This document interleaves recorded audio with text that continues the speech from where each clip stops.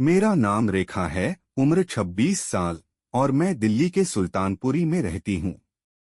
मेरा मायका बागपत में है। मेरी शादी को 3 साल हो चुके हैं। शुरुआत में सब कुछ ठीक लगा, लेकिन धीरे धीरे मुझे यह एहसास हुआ कि मेरे पति मुझे वह साथ नहीं दे पा रहे थे जिसकी मुझे सबसे अधिक जरूरत थी।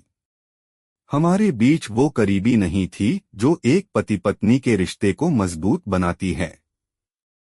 जब एक औरत के भीतर भावनाओं का ज्वार उठता है और उसे वो अपनापन न मिले जिसकी वो हकदार है, तो वो अंदर ही अंदर टूटने लगती है।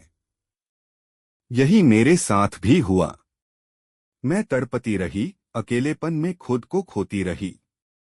हमारी शादी एक समझौते की तरह हो गई थी। उस घर में मेरे पति के अलावा सिर्फ मेरे ससुर जी रहते थे।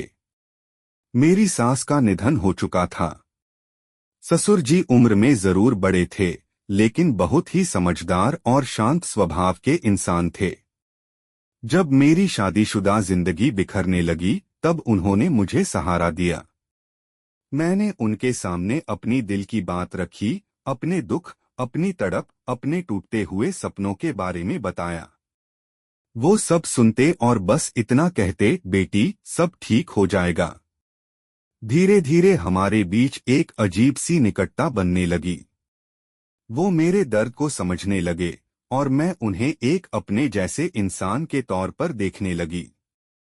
एक दिन करवा चौथ का व्रत था। पति से बात करने की कोशिश की, लेकिन उन्होंने ठुकरा दिया। मैंने छत पर चांद देखा और व्रत खोलने के लिए नीचे आई। ससुर जी ने मेरे हाथों में पानी का गिलास थमाया और मेरी आंखों में देखा। तुम अकेली नहीं हो, उन्होंने कहा। उस रात पहली बार हम दोनों ने एक दूसरे की आंखों में छिपे जज्बातों को खुलकर देखा। मैंने उन्हें पहली बार अपने दिल के बेहद करीब महसूस किया। मेरे दिल में जो खालीपन था, वो धीरे धीरे उनकी मौजूदगी से भरने लगा। हमने एक दूसरे के करीब आने का फैसला बिना शब्दों के किया। वो रात सिर्फ एक जिस्मानी जुड़ाव नहीं थी, बल्कि दो अधूरी आत्माओं का एक दूसरे में समा जाना था। हमने एक दूसरे को पूरी तरह स्वीकार किया, हर कमजोरी, हर चाहत, हर तड़प के साथ। उस रात मैंने खुद को पूरी तरह उनके हवाले कर दिया और उन्होंने भी मुझे उसी अपनापन और संवेदना के साथ अपनाया। अब हम दोनों एक दूसरे की जिंदगी में वो सब कुछ हैं जो कभी मैंने अपने पति में ढूंढा था। ससुर जी ने मुझे वो साथ, वो अपनापन और वो सुकून दिया जिसकी तलाश में मैं टूटती जा रही थी।